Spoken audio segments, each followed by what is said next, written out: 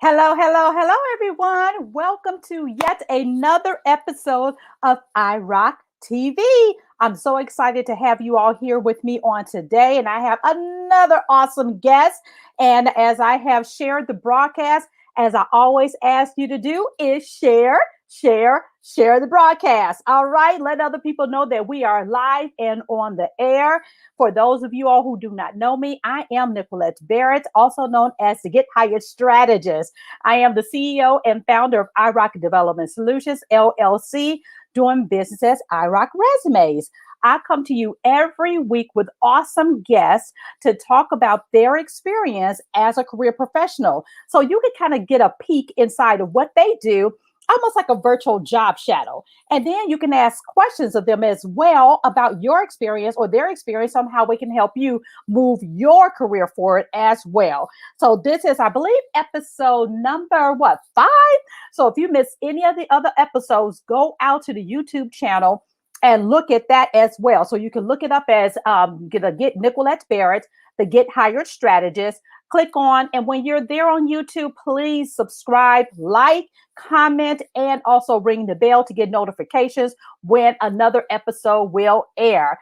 And for those of you all who are new to the actual broadcast, please let me know by raising your hand, giving me an emoji to raise your hand to let me know that you are indeed a newbie. So I'm so excited to have you all here. I have some people joining me now. I got Nairobi. She was on last week. We're going to have Nairobi back again, and we're going to do that. Let me know that you're here and that you are in the audience. Let me see. And what I'm going to do before we get into the actual interview, I'm going to go ahead and do my opening, and I will be back.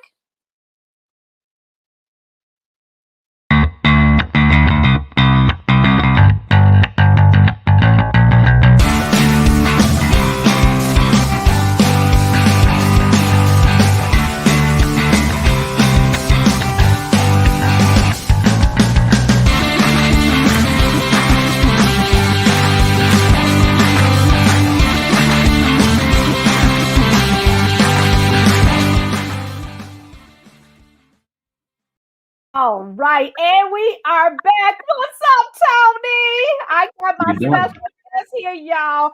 Tony is with me, and I am so excited to have him. And again, as I get everything set up here, you all please make sure that you share the broadcast. But what I want to do is give you a little bit of history of who Tony is, and then, of course, he can talk about himself better than I can. But we've been friends for a long time. Yeah, so let me give you a little bit of background about who Tony is. Tony Johnson is a personal insurance risk advisor for private clients. He's been connecting his clients to the right insurance products to protect their assets and wealth for over 10 years.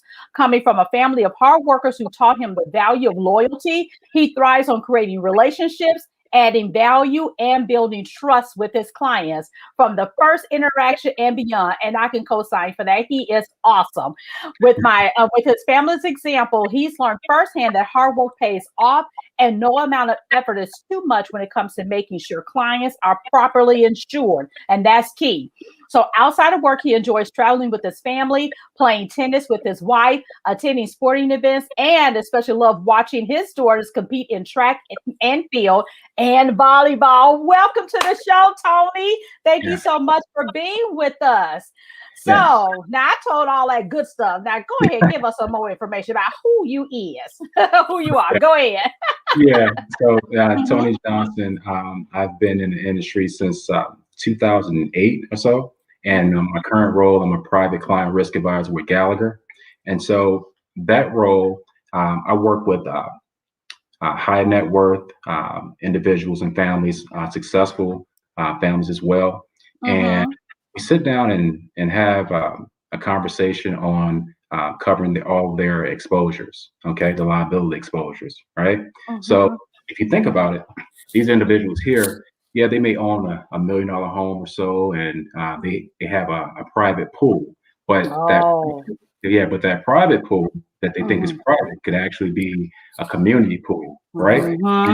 Letting neighbors like Johnny down the street and 10 down the street come jumping at the pool, and they end up breaking their limbs, and you have a discussion with the homeowner, and like, well, Johnny and Timmy's parents, they won't sue me.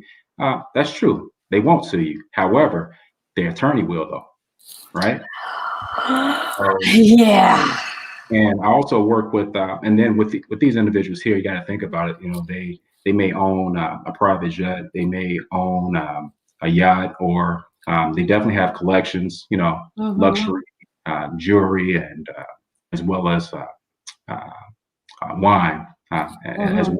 So those are some things that I do, and then furthermore, I'll connect with the financial advisors too as well, because I got to make sure that we're on the same page, that I'm covering like all their liability exposures, and I don't interrupt with their investable income.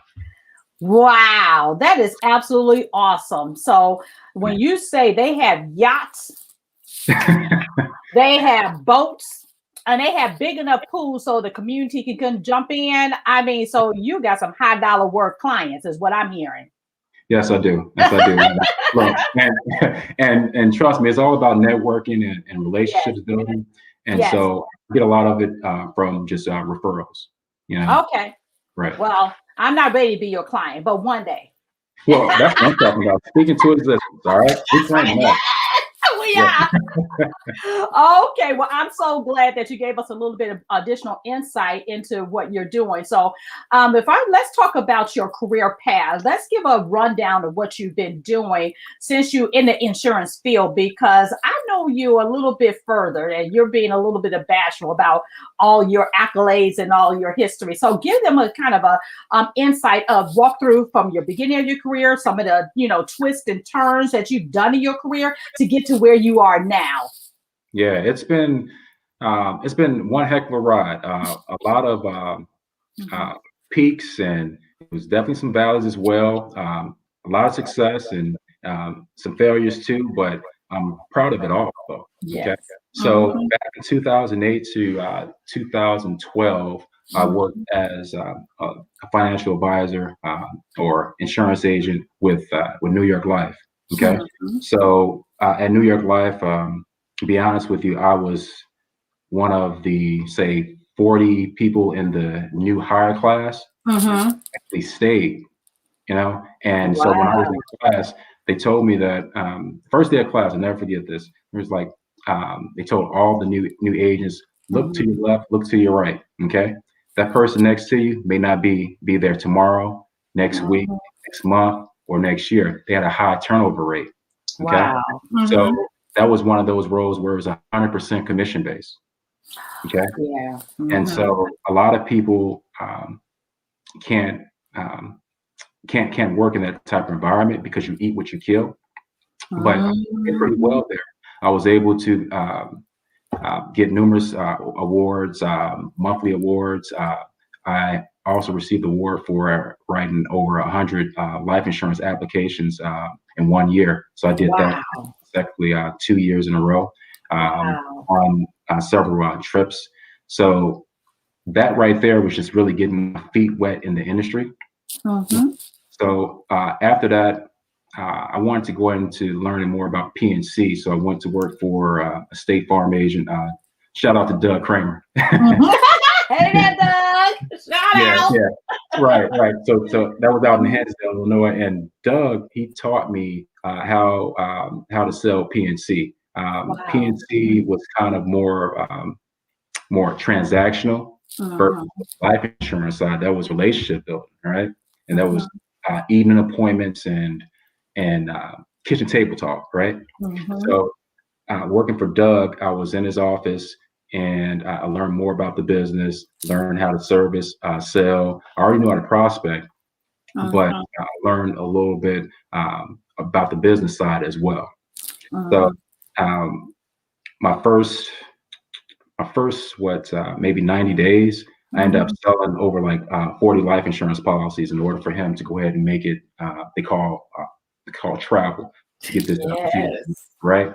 So I had to basically earn my salary. So that worked out well. And me and my wife, we actually decided to relocate to Texas. in 2014 or so, and took on a role, different role with State Farm, and that's how you and we met, right? Yep. Yeah. Learn more about the PD side of things, and I quickly realized that I love sales, but claims was a good way of me just really learning more about the business. I'm gonna tell you the reason why, because on the Nice. sales side, all you do is you just sell, right? But as an agent, you really don't know what's covered.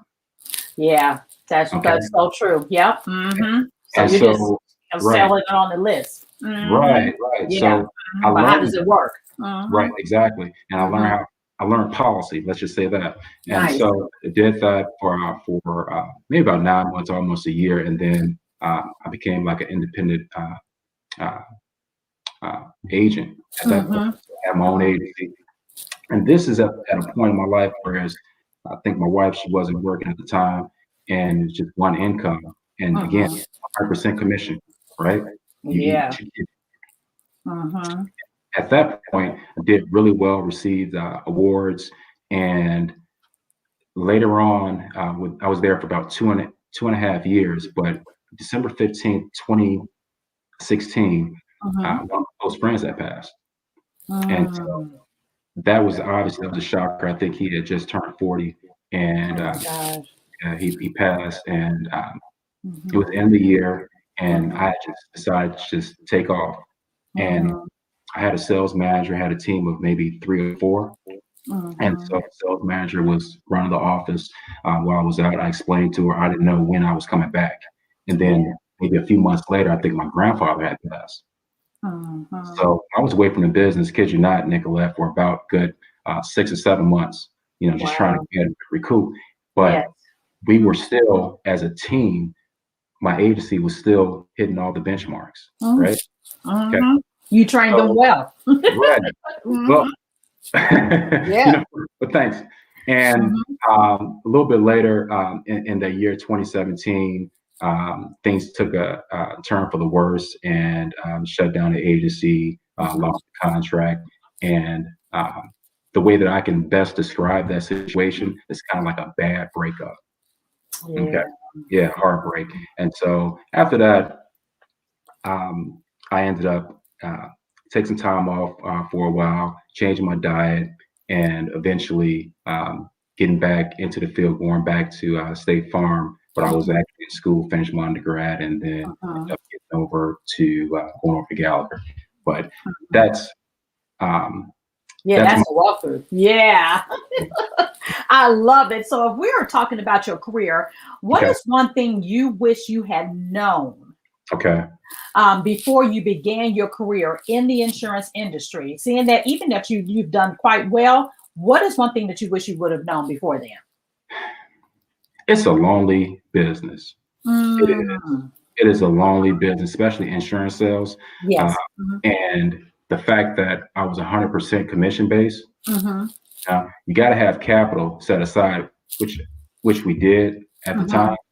But I went through a period, I kid you not, whereas Nickquolette, I wrote a huge policy, say in the third or fourth quarter of one year, and then first quarter of the next year, okay, I didn't sell anything. I was in a hole. So I went maybe a quarter without getting paid. And so being young and having a young family, that doesn't sit with your mom. I can imagine they kind of want to eat, right? Right. Yeah. So that, and then furthermore, it's a small industry, and everyone knows each other. So you definitely don't want to burn any bridges. Yeah. Yeah. So I wish I would have known that when I first started. Just to build those relationships and have a bigger cushion or what have you when you're getting into some of that, because you're right, 100% commission is very scary. But you know what I also like in that too? Oh, you lose me? Can you hear me now? I can hear you. You good? I can hear you, Tony. Okay. Okay, What yep, was the yep. question?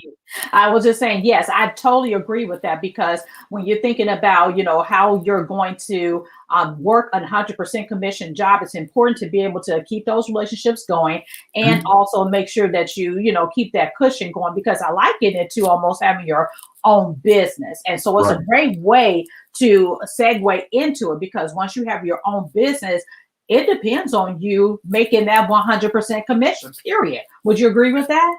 Yeah, exactly. Mm-hmm. That is so true. That was important to at least have that because prior to leaving, prior to starting with New York Life, Mm-hmm. um, I had it kind of planned out really smooth. Let me tell you what happened, right? Mhm, So mhm, they had a contract, whereas I had a future date, whereas I was going to start as full time, but I can mhm, actually, and it was called like a trigger date. Okay, so the mhm, trigger date said mhm, that was in October, and mhm, so, but from like April up until October, I was able to sell for them, right? mm, I still mhm, had, so I was moonlighting with New York Life. I was working mhm, for the gas company in mhm. Belleville at the time, and so I was getting paid Nice. there. And then Mhm, I knew that family and friends would purchase insurance from me, so sold my entire family, friends, mhm, referrals. And by the mhm. time I started with New York Life, my trigger date, I had made about made over like $10,000. Wow. So So, it worked out well at that point. mhm, But mhm, again, it's a lonely business. You eat what you kill, and mhm. you definitely have to be around some positive people. Yeah. Yes. Oh, I like that. I like that. So Right. let's talk about some failures. What is one of your biggest failures, and what did you learn from that? Yeah, I think I kind of touched on that too when I had my agency. Um, Mhm, that was like my biggest failure. mhm, And what I've learned at the time was just the fact that I couldn't, even though I had a sales manager, mhm, all my trust in her to run my agency, right? mhm, And mhm, uh, it sounds good on paper, but mhm. what I learned is that my interests, my financial interests, and my agency may not be in alignment with her interests, Okay. right? Mhm. And so it's something that happened, never happened again, but actually it made me a matter of fact, it made me a much better person moving forward. And I'm glad that it happened. I'm glad. Mhm. So it was Yeah. really, that failure was really a success. I like that. You know what? Yeah, Because we fall forward, right? It's not right. about failing and never getting back up. It's how do we take that, learn from it, Okay. and know what to do in the future. So you did failure instead of failure, right? Yes, I like that. Right. Right. Somebody else coined that. I won't take credit for that. I can't remember Okay. who it was. Some big influencer said that. And when I heard that, I said, that is so true because we do failures and it goes based on tenacity. And from Yeah. what I'm hearing from you, Tony, is that you have tenacity and you figured out what you really are good at, although Right. you tried other things, and Mhm. your tenacity continues to bounce you back because something like that happened to you could have Mhm. probably put somebody out and never wanted to return to that field. But Right. you know what you love, and now you're with Gallagher, right? Right. And Yes. you're loving everything about that, and you're taking those experiences and using that. So that's one thing I want you all to know, audience. It's not about failure and that you can't recoup from it, you can't learn from it. It's what do you do with it? So it's about Mhm. falling forward and then taking those lessons to, teach someone else as we're doing here today. Yes. So yeah. So let me ask you this. So what advice would you give someone who wants to pursue a Mhm. career that's similar to yours? Yeah. I mean, for someone that wants to get into the insurance industry, or better yet, insurance sales, Yes. I would say go ahead and search for a local agent in your area. Mhm. Okay, Yeah. someone that has at least about maybe 10 years of experience, Mhm. and offer to work in the office, because if you do that, you're able to learn. You will learn how, actually you'll learn how to prospect. One, you will Mhm. learn how to service. You'll learn how to sell, and then Mhm. you'll learn the business in Mhm. general, right? And once you're comfortable with that, I would say move forward um, with pursuing a designation. That's Because that's all. going to, Yeah. yeah, because that's going to, and it really doesn't matter the designation at this point. It's just something you just want to have some letters behind your name, right? Yep. And Credentials.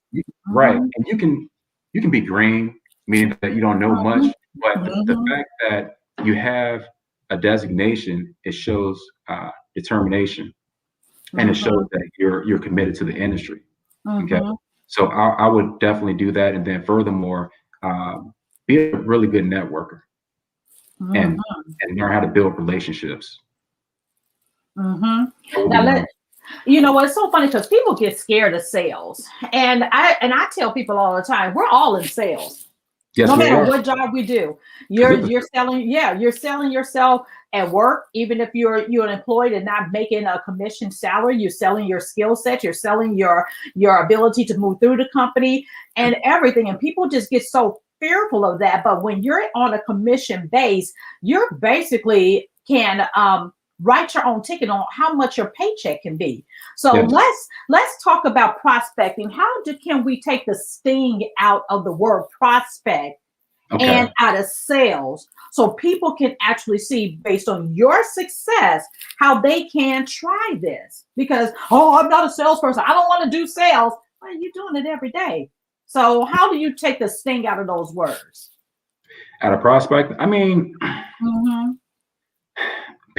you will have to, when it comes to prospecting, it's like either you want to do it or you don't, right? And you have to be more, I don't want to say, well, let me get my words right. You want to be at a point where you're, when you're prospecting, you can't be an introvert. You can't, right? You cannot be an introvert. I mean, you have to do things that someone else won't do. You have to be bold enough to go ahead and either walk into that office. You're gonna go ahead and face objections with the gatekeeper. You know, bold enough to ask for a meeting with the CEO or someone that's actually running the business. You also want to be able to, I guess, with that gatekeeper, that's the one that's setting that has the appointments for, or the calendar for the person that's running the business. You want to be nice to them too as well. You want to get on the good side. So you walk in there, right? You walk in there on a Tuesday, and you want to speak with Mark Jackson, who's the owner of the company. You want to find out, like, what time do you normally take lunch? Or what time do you normally get in?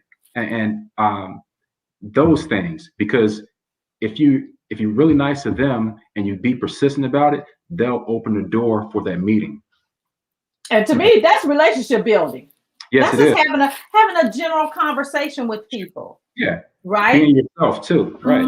Yeah. And taking that fear out. Now, I like that you talked about objections. Now, do you have prepared objections or objections training? How do people even understand what an objection is and not get scared and run back to their car and drive away? What can they best do to overcome objections? Well, in sales, you talk to, say, 10 people, 9 of them are going to say no. Right. So my thing is this: if you tell me no, that's getting me closer to yes. Yes. And when I hear no, because that no is going to eventually turn into yes, and being persistent, you'll be able to go ahead and close the business or close the sale. But I mean, it's always these common objections, which are not enough time, price. Okay. So when you can overcome those two, you can move forward with the actual meeting itself. Yeah. And I learned this from a guy, his name Mick Hunt. I just met him on LinkedIn. Shout out to Mick Hunt. Okay? All right, shout out. And shout out to LinkedIn. You know, that's my jam. Yes. Exactly. Yeah. And he had a closing statement, which was crucial, when I really liked, and it goes something like this.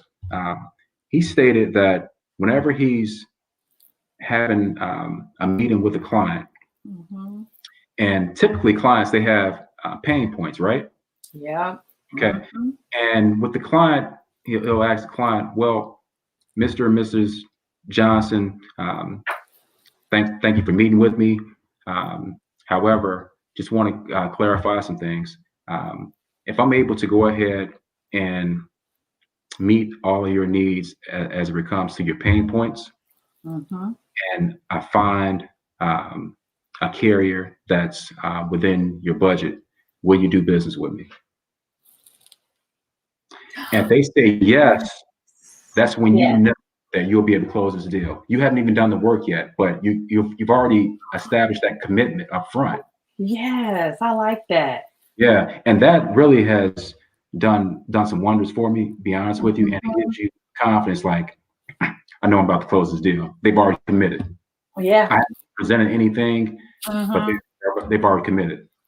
And you know what? It's not that they only committed because they said yes, you're now committed to doing right by the potential client. Yes. So it's like a win-win. I like that because nobody wants a pain point. Even just mentioning the word pain says ouch to me. I don't want no pain point. So how can what I have to offer you help solve your problem, solve your issue, help you to live better, help you to protect your assets?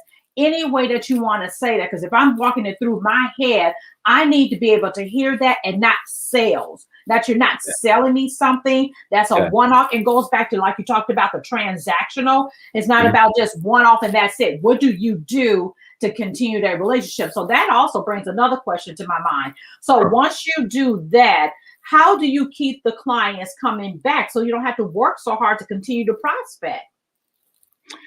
To keep that particular client coming back, or the residual, is there residual income? So that kind of stuff. So most of my business right now, it's over the phone or it's either Zoom, right? Because of and I can't wait to get back to face-to-face, because face-to-face you're able to go ahead and actually read them, and you can know how to pivot, right? And so you have to have really good listening skills. Okay. So, and that's part of relationship building. And there may be times, so we're all working from home, right? So there may be a dog, there may be a cat, there may be a kid in the household, right? And so I ask questions like, oh, what kind of dog is that? Or is that a child I hear? And what's her name? How old are they? Right? And I'll find out the date of birth. And so what I'll do is I'll make a mental note or write it down, the date of birth or something like that, and I'll make sure I go ahead and give them a call on their birthday. Little things like that. Okay. And that shows that you're really listening and you're connecting as well. Find out their interests. Some people may like to golf. Some people may like to play tennis. Some people may be part of a Rotary club. Okay. Yes. So you have to be, if you're not present at that moment, what you can do is just have a discussion about it, maybe later on. And that shows again that you were listening and you're interested in them. And then at that, I'm hearing that you are also building a referral network too, because if you do right by them, they're more than happy to refer you. Yes. And I think me and you had this conversation before too. You end up, because of how you are as a person, you end up befriending a lot of your clients. Yeah. And right. Yeah, you're good. So that's why you're successful, man. Well, I love it. Yeah. Thank you. And it's relationship building, and a lot of my clients have become friends, because at the end of the day, you do business with people who you like. Yeah, that's true. So, and being authentic and being yourself, which helps in the, not even just the sales process, but the actual relationship itself.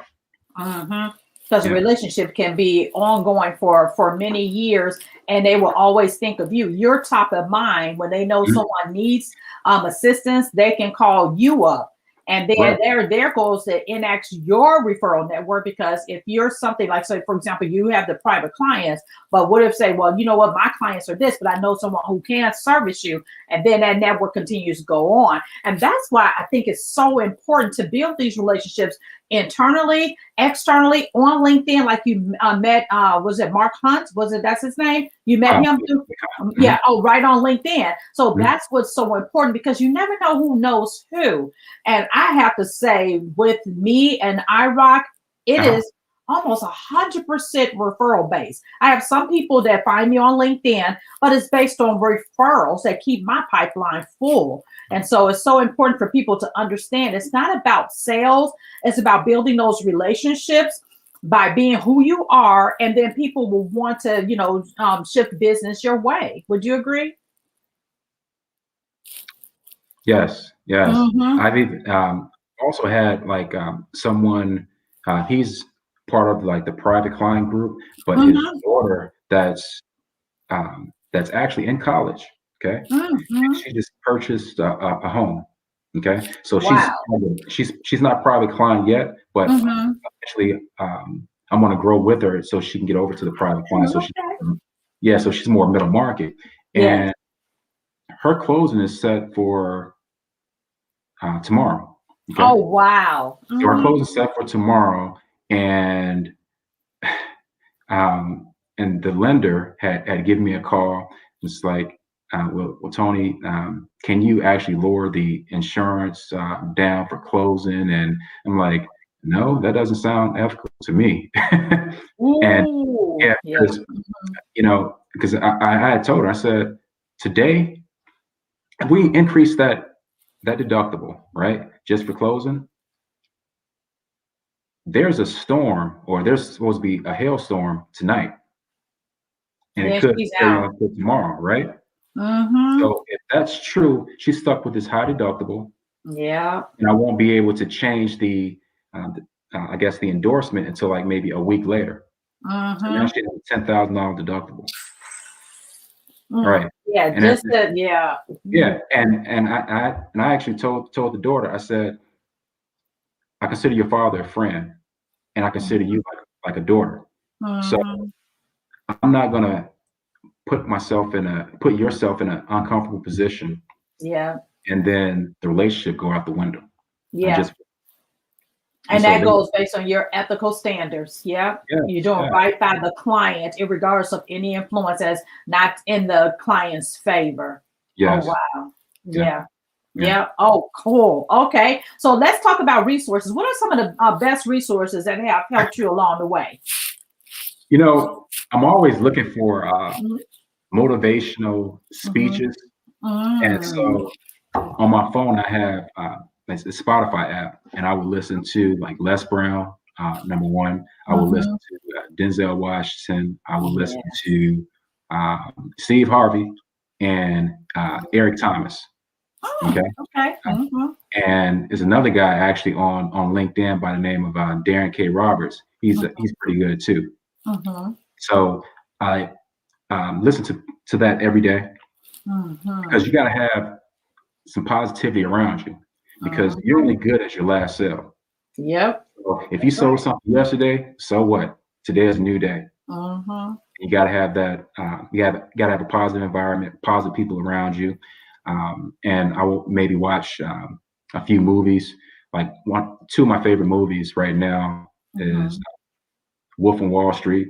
That's a good one. And Pursuit of Happiness. And so I love the scene, pick up the phone and start dialing from Wolf of Wall Street. And he clearly stated that, look, if your credit card bills are late, good. Pick up the phone and start dialing. If your landlord, that's the motivation. Right. If the landlord is about to evict you, good. Pick up the phone and start dialing. And that's so true. Because if you don't, you're not dealing with your problems at all. But yeah, that movie there, and then furthermore, obviously, Pursuit of Happiness. I just like the journey that he went through, and he finally got the role, and that spoke to me definitely, like a personal story. Okay, let's talk about mentorship. How important is mentorship to your job, to your life, or what have you? How important is mentorship? Mentorship is Mhm, very important, and mhm, I'm glad that we're talking about it because I mhm. didn't know that mentorship actually started with me since I was a little boy. Oh, see? Yeah. Yeah. So as I sit back and thought about as I sit back and thought about it a few days ago, that so my Mhm, mom she had me when she was 17. She was young. She had me when she was 17, and my mhm, father at the time he was 18, and they still dated after I was born, but he wasn't really in my life. Okay, mhm, and so my grandmother and grandfather they had 11 kids together. Okay, mhm, and so I had four uncles. One had passed when I was maybe 7 or so, and two were living mhm, a different life, you know. mhm, mhm. Yep. And, Okay. and- Mhm. right, and Yep. my Here we father, go. This is what it is. Real talk. right, Mhm, and my father was mhm, the same, right. And so my mhm, father wasn't in my life as I wanted him to be, and so mhm, at that time, my grandfather he worked 2 jobs, and they were old, they're tired, right. And so mhm, I didn't know that I was looking for a father figure slash mentor. mhm, So it started out when I was in elementary school playing basketball. My coach, he was kind of like a mentor to me, father mhm, figure throughout even mhm, high school. But when I first started working, our first job, I immediately had a mentor. And every job I went to, I always mhm, had a mentor. Okay, the mhm, majority of them has, were men. He taught me a lot of things about life and gave me direction because I was in a negative environment. mhm. Okay, so it kept Wow. me on the straight and narrow. Um, Mhm, even even now, even now, I still have mentors. You're one of them. mhm. Shout out to Nickquolette, okay? And uh, right, and Mhm, Danny Adams. I, mhm. Yep. Mhm, he's my mentor, and then obviously my brother-in-law, which he's a mentor as well. But mhm, the three mentors that I currently have mhm, are all in the same industry, mhm, and you all have a combined, I guess, what experience of what mhm. about 80 years. Okay, Wow. that means Yep. that you You're all been doing right. it a long time. Okay, Mhm. and this Yep. kind of helped me with my career, and Mhm, I can always count on the three of you to take my application or my mhm, resume to the hiring manager and say, mhm. give this guy a shot. Yep. Mhm. So, and Mhm. I think that it's important. Definitely, again, it's important for mentorship regarding life, and then furthermore regarding your career path too. And mine was just strategic because it's three people within the same industry. I know I don't want to leave the insurance industry, and Mhm. if I had any questions that Mhm. my colleagues or even my internal managers couldn't answer, I knew that I can get the answer from you all. Mhm. Yep, Right. that's right. Mhm. Yeah. So how has working with iRock helped you? Yes. Whew, let me tell you. Look, I first of all, let's just talk about the LinkedIn segment. Okay. Okay, yes. Yes. Mhm. God is my witness. I kid you not. From the day that I updated or revamped my LinkedIn page, I Mhm. want to say every week I had at least three recruiters um, reaching out to me. Okay, and Yep. this is what back in maybe August. Mhm. Okay, and it still goes on to this day. I've Mhm. even received I received um, two offers, and Mhm. I haven't even interviewed them. Mm. Within that time frame. Wow. Okay? So this has Mhm. been great. And then furthermore, with the resume, the president at Gallagher on personal lines, he told me that that was the best resume he ever seen in his life. So again, Oh, thank you yeah. for your services. And it Yeah. was the best investment ever. hmm Well, I am so glad. And I always tell people I am blessed by God to have the skills, Mhm. but to do the writing.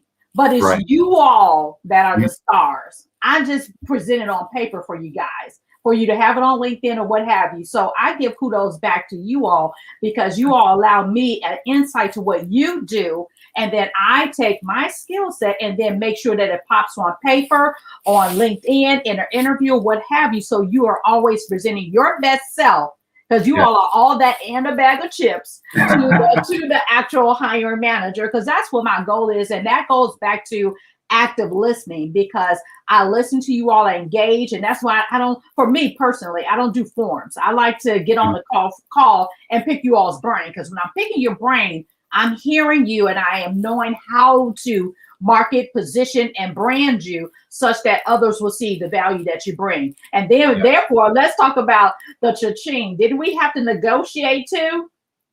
Yes. Yeah. Yeah. Yep. Yeah. They So came back with one and we went back, right? yes, yes. And so, and that obviously that's always a win-win, you Yes. know. So, and I think that even with just sitting down with you, going over my resume, you were able to extract a lot of things from me to go ahead and put it on paper. That actually had reminded me, like, Tony, you really do have some transferable skills, Yeah. and it gives you negotiating power. Yeah. So, but yeah, but it worked out in the end.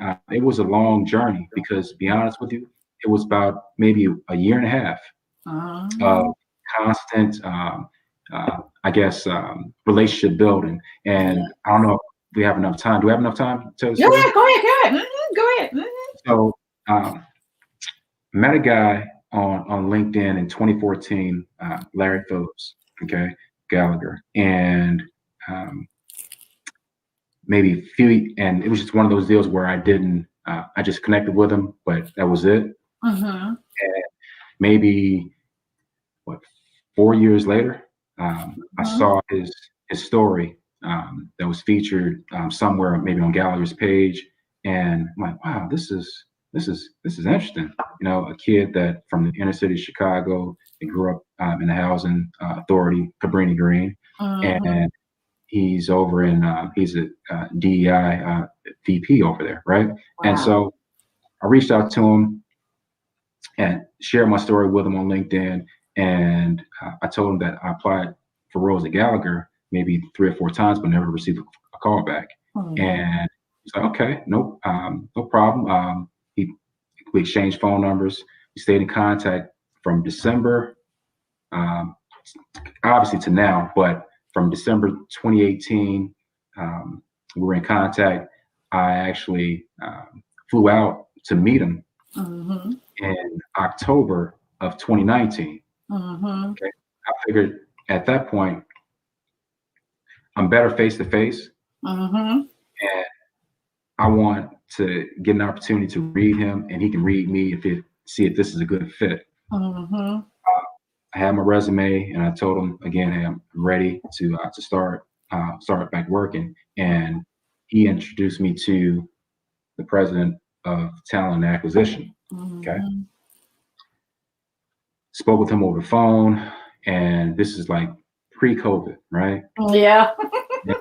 And so he was trying to get me in contact with the manager over in the commercial lines in Gallagher here in Dallas. And we had scheduled something, but I couldn't make it because I was still working for State Farm. And by the time I got off, I couldn't. I'm sorry, I was in training. So afterwards, pandemic, COVID slowed everything down. Yeah.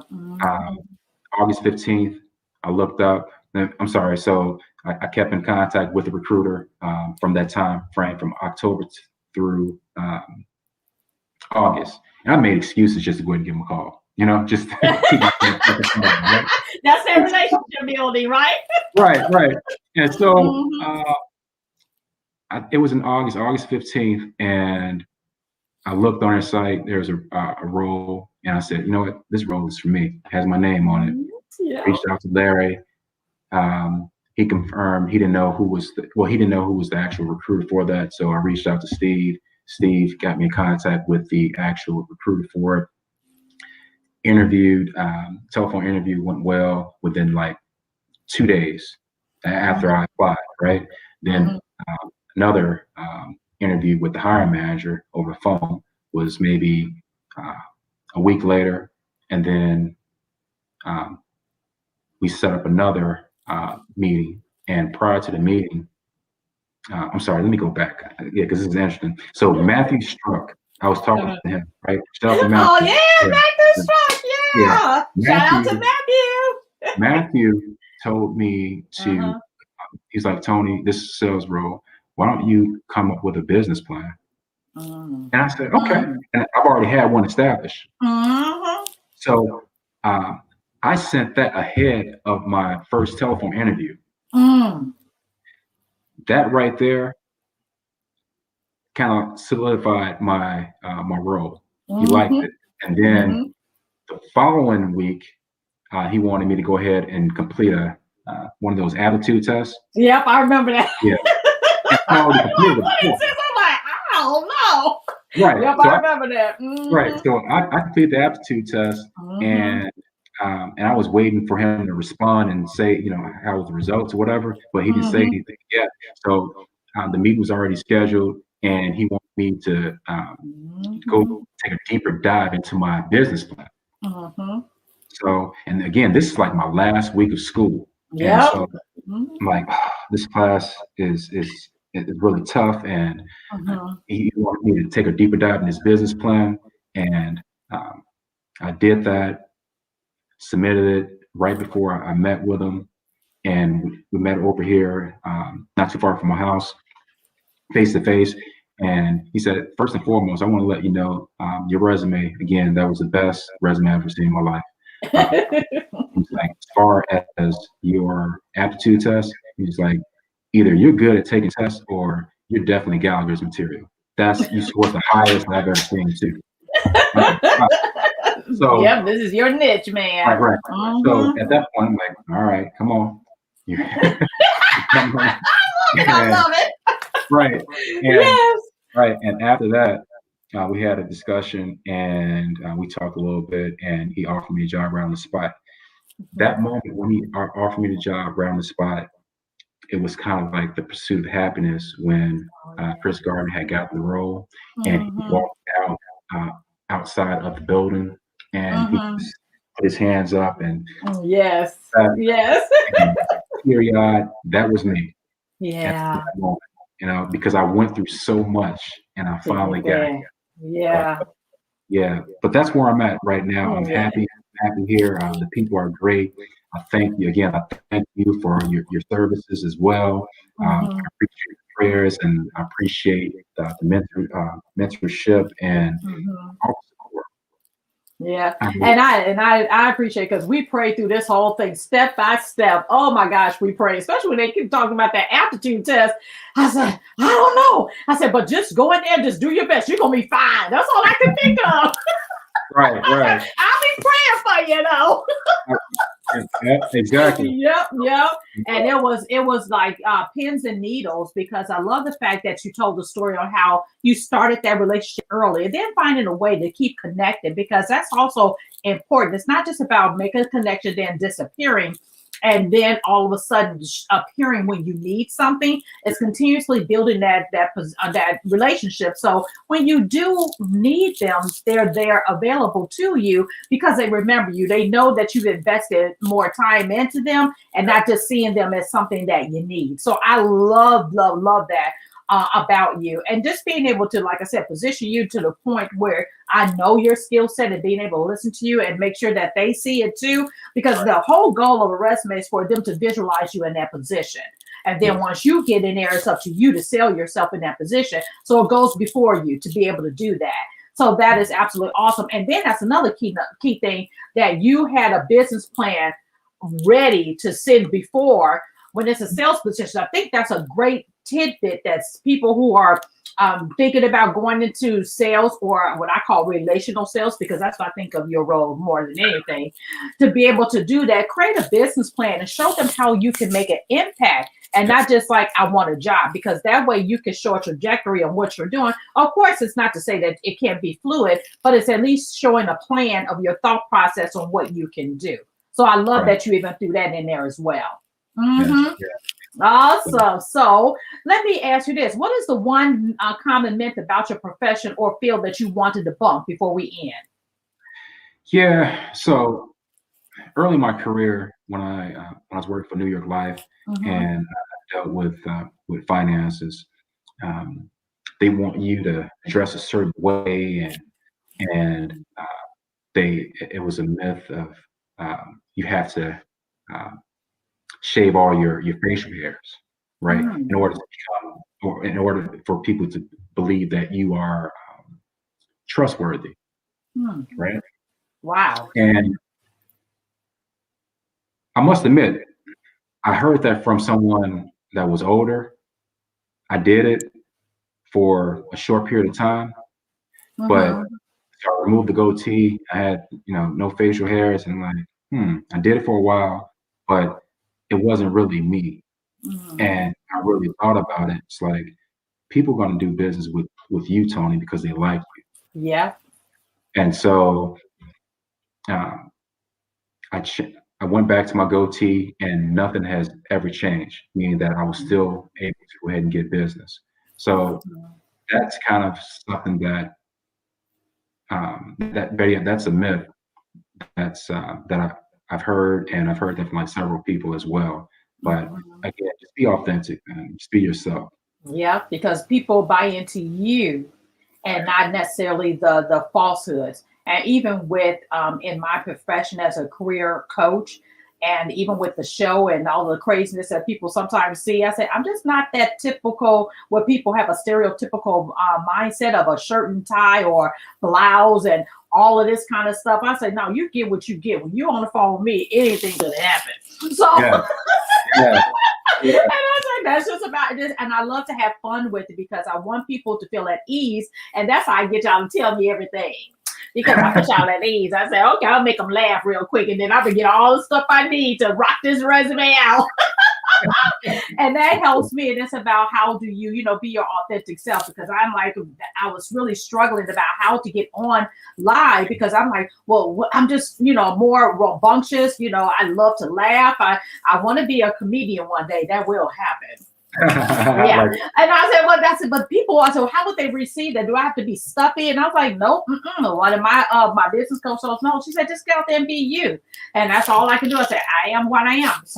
Some people cup of tea. I'm not other people cup of tea, but it's about your tribe will find you and they will follow you. And that's the same with sales or what have you. Those people will buy from you because of you. And if they don't, that's because they're meant for somebody else. Move on. Yep. Yeah, that's true. That's true. I used to tell people the same things, like, when I was working for other companies, like, you would never see State Farm, you would never see New York Life. When something goes wrong, or if you got a question, you can call me. You see, Tony. Exactly. That's right. Yeah, that's right. And I like that. Now, let me have you finish this sentence. Okay. Tony, when you say iRock, what does that mean to you? Say iRock because of what? iRock because I bet on myself. I bet on myself. And I've never lost betting on myself. Because I believe in myself. And there's been times where people doubted me, and I still became victorious. So you have to believe in yourself. You got to have that self-confidence.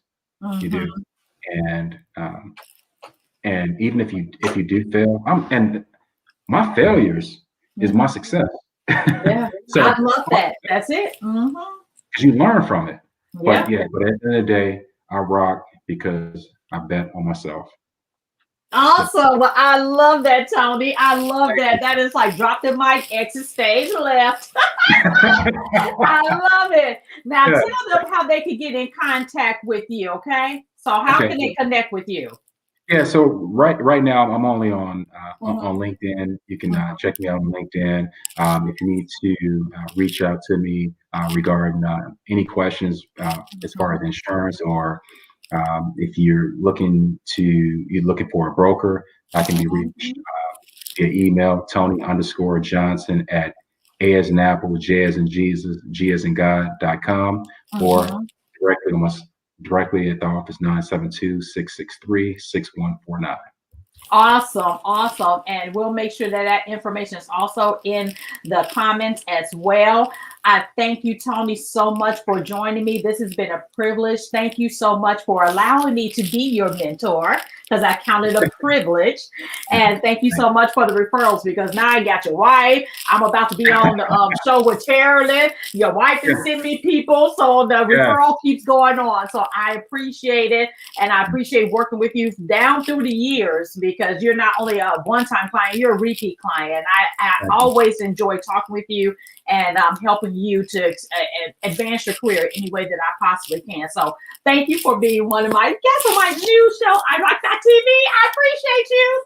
Look, thank you. I'm humbled by the opportunity, and Yes. and to be honest with you, your show is going to be on the level of Oprah. Okay, trust me.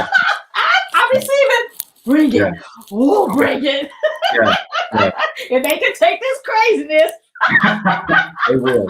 They Well, will. I appreciate it so much, because so many people watch later and they have been texting me and calling me and saying, no, this is the show. This is one that is really going to resonate, and they are getting so many gems from it. And I am so excited to have guests like you come on, and it's been absolutely a privilege. And thank you also for you and your wife being a supporter of me Anytime. by buying me a cup of coffee. So my Yes. audience, this is now a viewer supported show. I've been live streaming for over 5 years, and I've never asked for donations or anything. But of course, Mhm. there's a cost to all of producing this show. So I'm asking you all to buy me a cup of coffee. Go to buy me a cup of coffee.com/iRockTV and Mhm. read all about it and make a donation and support the show. I really, Yeah. really appreciate all your support. And Tony, you will be back again. Thank you so much for rocking with me on iRock.TV. And I want you to hang on for a minute. I'm going to do my close out, and we'll wave at the end, okay? Okay. All right.